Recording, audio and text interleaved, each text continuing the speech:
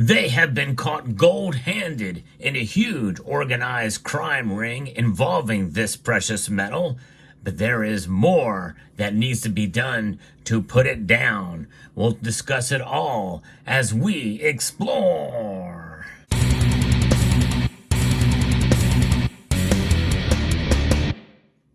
It's always nice to see justice prevail in times like this in the world of precious metal crimes. This channel exclusively brings you on a consistent basis the precious metal news.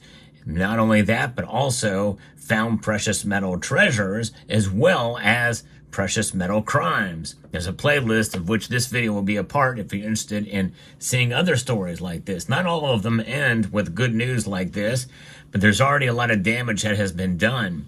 Many of you also share these stories with me, and Bill457 made me aware of this big news about what's happening, as there has been several arrests that have been made by lower level players over the last year in an organization that scammed U.S. senior citizens out of their gold, according to Headline USA. Federal law enforcement have nabbed a bigger fish last month, charging two alleged mid-level handlers who worked in an organization responsible for stealing at least $8 million in gold bars. Yes, that is a pretty big bust and a pretty big amount of money involved in this huge operation that has occurred. In early October, the FBI arrested 5 people as part of the scam, including 41-year-old Mehud Jarji and 51-year-old Chintankampur Parikh, who are both living in the country illegally. That's right, illegal aliens here doing these crimes. So not only are there violent crimes committed by some of the illegals that have crossed the border, but there are also people like this who are involved in organized crime that have come across the border. And vote accordingly. It's not too late. You have 1 day left to make your voice heard with regards to that. And the choice could not be more clear. This would not have happened had we had a better immigration policy and enforcement on our hands. Prosecutors have reportedly described Darji and Parikh as handlers who would drive lower-level couriers around the country to meet with victims and retrieve gold bars. According to the Justice Department, Darji and Parikh's scam entailed telling victims that their bank accounts were compromised, convincing them to buy gold bars and then hand them over to some supposed government official for safekeeping. Now, how this actually occurred, they didn't go into detail in this piece because it's really more about what happened with the arrest. But they were told their dollars were at risk, their accounts were at risk, losing money. So they panic, and usually came in the form of a pop-up that would show up on their computer screens. And, and people think, well, hey, this is something that's personal to me. I better call, because maybe they're not as aware of how some of these scams operate. There's a lot of information in your computer that a lot of these scammers can use, making you think that they know who you are. In reality, they just hacked into your system. So in order to do that, well, they didn't want just dollars back in payment. They wanted gold. And there's a lesson to be learned from this as well, too, and that I'll get into later in the video. They'd use their lower levels mules to pick up those bars, which were eventually sent to other members of the organization. At a detention hearing this past month, Darji's lawyers blasted the Department of Justice for not identifying the leaders of the criminal enterprise. Well, they're working. Hopefully they're working on that right now. What seems to be missing from my read of this indictment was who, in effect, was in charge, defense attorney David Tholen said, according to the Detroit News. Darji and Parikh remain in detention pending trial. The Detroit News reported that the prosecutors had expressed concern that they could flee the country and that they could recover the $8 million in gold they stashed. And the thing is, if I were their lawyers, I don't know that I would use that as a defense that, hey, our big reason to defend our clients is that, where's the bigger fish? Well, we'll get to them, but let's deal with the mid-level fish. Let's deal with the people we have first, and maybe we can get some information from them to lead to those bigger fish. Speaking of animal references, especially like if this was written before a squirrel was literally removed from the home of an individual and then killed. This quote is quite kind of interesting and fascinating. Like a squirrel who buries his nuts in various places in the yard, this defendant could very well have dropped off those gold bars in various jurisdictions that he travels between, Assistant U.S. Attorney Terrence Hogbook said during an October 8th detention hearing for Dargy, according to the Detroit News. Dargy and Perec reportedly face up to 30 years imprisonment for their crimes. Their incarceration comes after the FBI arrested several lower-level mules earlier this year.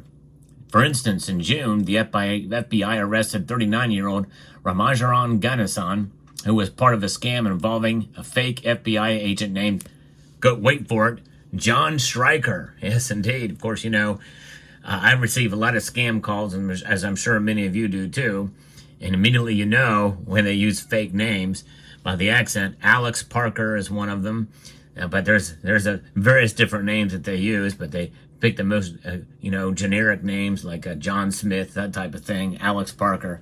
But here they're using John Stryker, go figure. And they're going for the gold, and with the names there, it looks like.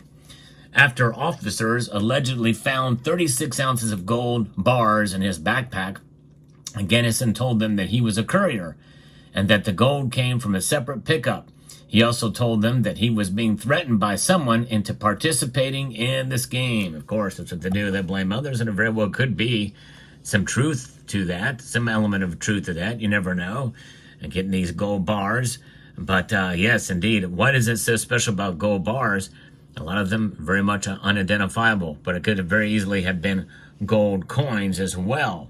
But that is what is at stake here. Gold is unidentifiable and very difficult to trace and track, and so therefore it can be easily melted down or reconstituted into a new form. That's what they do. Serial numbers come with a lot of these bars, by the way, but it's still, unless they're actually notated or records are kept on it, it might be very difficult to track those down. Ganesan's story is similar to that of a woman who was arrested in a Florida gold scam back in May. Like Ganesan, the woman Swetabel Patel told officers that she was simply a courier, in her case, for a man she knew as King. She reportedly told officers that one of her trips was to North Carolina to collect $25,000 from an elderly woman. Notice all these people are elderly that they're trying to victimize here. It's not clear whether the FBI's arrests are isolated cases or part of an operation against a larger organization, but it's clear many such cases have been popping up around the country. Money Metals, who is a dealer in a depository, has itself seen dozens of these situations like this over the past 12 months.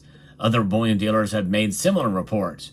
We hear from potential victims of this type of scam every week who are looking to purchase large gold bars, said Money Metal CEO Stephen Gleason. These fraudsters are apparently very convincing.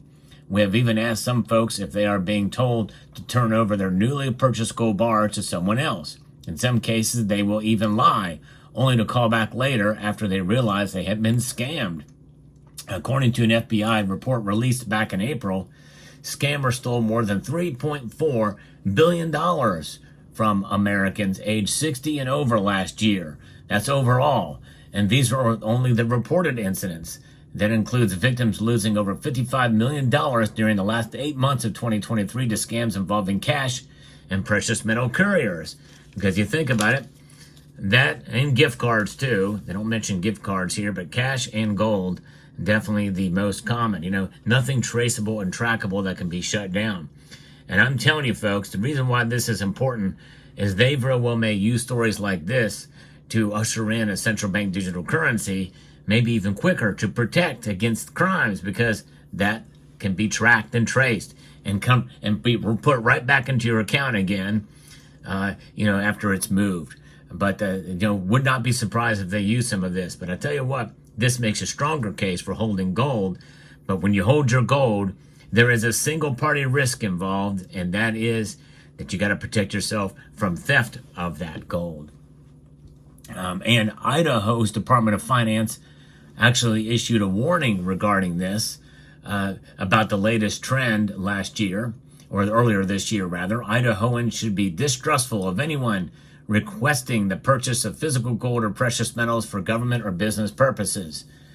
Physical gold, precious metal scams are conducted by sophisticated illicit actors and organized crime groups, and it's vital for Idahoans to be diligent and take the necessary precautions to protect themselves, according to IDOF Director Patricia Perkins. Indeed, that is right. And by the way, that goes for any sort of payment outside of the normal situation, gift cards and the like, something that can't be tracked or traced. For most of us, common sense would prevail in situations like this, but others who may not understand these tactics or maybe fall victim to the reasoning behind it may sound good on the surface, but it just goes to show you, indeed, that this is what they're doing, and they're using gold as part of it. And of course, obviously, and I cannot stress this enough, the fact that gold is not tied in and of itself to any institution. It does not pay a dividend. It is anonymous, completely anonymous, and holding it, well, that's what makes it so attractive. That means that gold can be used for evil as well as it can for good. And so if you're holding it for good, well, do that and protect your goods by arming yourself, by having it well safeguarded, and understand the scams and how criminals operate so they don't get a hold of your gold. So there you have it. Let me know what your thoughts are about this story. Thanks to Bill457 again for sharing with me. I'd like to extend a multitude of gratitude to each and every one of you for taking the time to watch, and to encourage you to please rate, share, comment, and subscribe.